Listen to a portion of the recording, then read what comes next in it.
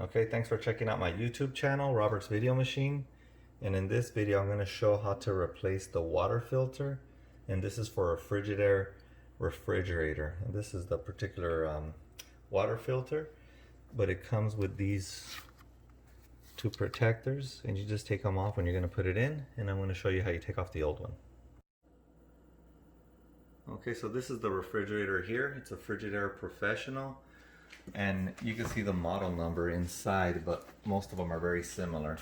So that's the old water filter, and basically you just push it in and it pops out.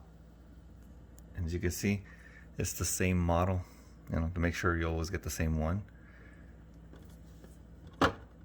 And then the new one, you just slide it in, how it has the groove on top. Just push it all the way in and it snaps. And that's it. So go ahead and leave your comments. I hope this helps people who need to do it themselves. It's very simple, as you see. So go ahead and don't forget to subscribe and let me know what you think. Okay, and one thing I forgot to add is when you're replacing the water filter, and this is how you find out, you can see that it turns red. It lets you know that it needs to replace the water filter. So when you replace it, you just press and hold to reset.